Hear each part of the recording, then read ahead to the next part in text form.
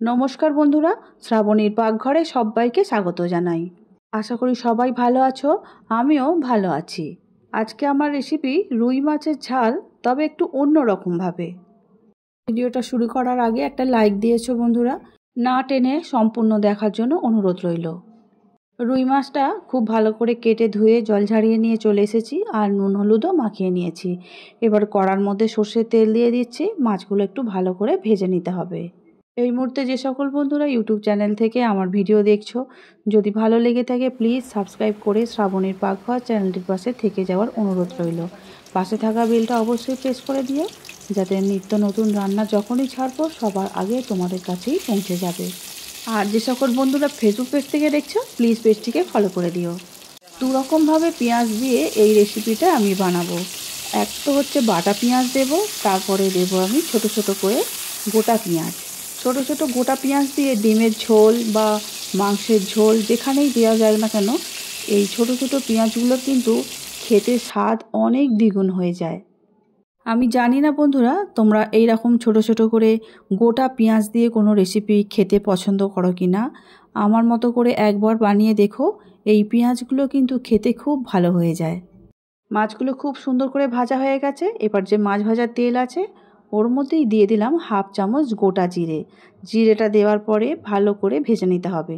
আর যখন সুন্দর গন্ধ আসবে, ঠিক সেই সময় গোটা পেঁয়াজের খোসা ছাড়ানোর যে পেঁয়াজগুলো আছে সেইগুলো দিয়ে দেব। আর এই পেঁয়াজগুলোও কিন্তু খুব ভালো করে ভেজে নিতে হবে। কড়ার পাশে যেহেতু অনেকটা জায়গা আছে, সেই জন্য আদা রসুন বাটা, তার সঙ্গে পেঁয়াজও একসঙ্গে তিনটে বেটে নেওয়া আছে, সেটা দিয়ে দিলাম ওই 3 চামচের মতো। তাহলে আদা রসুন পেঁয়াজ আর গোটা পেঁয়াজ সব কিছু একসঙ্গে ভেজে নিতে হবে। এখানে একটা কথা আছে, যদি তুমি বাটা পেঁয়াজ খুব ভালো করে না ভাজো, তাহলে কিন্তু কোনো তরকারিই খেতে ভালো হয় না, কারণ বাটা পেঁয়াজের মধ্যে জল জল ভাবটা বেশি থাকে। এবারে দিয়ে দিলাম ছোট ছোট করে কেটে রাখা একটা গোটা টমেটো। টমেটো আর পেঁয়াজটা যাতে সুন্দর করে ভাজা তাড়াতাড়ি হয়ে যায়, সেই জন্য আমি দিয়ে দিলাম অল্প একটু নুন। নুন দেওয়ার পরে আবারও গ্যাসের জোরটা কিন্তু একটু কমিয়ে রেখে দিয়ে খুব সুন্দর করে নাড়াচাড়া করে মিশিয়ে নেব আর ভেজে নেব, যতক্ষণ না বাটা পেঁয়াজ, বাটা মশলা বা গোটা পেঁয়াজ সুন্দর করে ভাজা হচ্ছে টমেটোর সঙ্গে। টমেটোটাও খুব ভালো করে ভাজা প্রায় হয়েই এসেছে, আর আদা রসুন সেটাও খুব সুন্দর করে ভাজা হয়ে গেছে।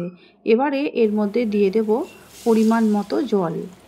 জল দেওয়ার পরে খুন্তির সাহায্যে ভালো করে পেঁয়াজ রসুন আদা সব একসঙ্গে এই ঝোলটার মধ্যে মিশিয়ে নিতে হবে। জলটা এখানে কম কম লাগছিল বলে আমি আরও 1 কাপ জল বাড়িয়ে দিলাম। এবারে এখানে দিয়ে দেব 1 চামচ হলুদ গুঁড়ো। তারপরে দিয়ে দিচ্ছি ঝাল অনুসারে লঙ্কা গুঁড়ো। যতটা লঙ্কা দিলে ঝালটা কতটা কীরকম লাগবে, সবার পরিবারে তো সমান না, সেই অনুযায়ী দিয়ে দেবে। তারপরে খুব ভালো করে আবারও লঙ্কা হলুদ মিশিয়ে নেব। এবারে ঢাকা দিয়ে দেব 2 থেকে 3 মিনিটের জন্য, কারণ পেঁয়াজগুলো একটু সিদ্ধ হবে, আর যে জলটা দিয়েছি জলটাও খুব ভালোভাবে সিদ্ধ হয়ে যাবে আদা রসুন পেঁয়াজের সঙ্গে, আর সঙ্গে তো টমেটো আছেই। এবারে 2-3 মিনিট পর ফিরে আসলাম।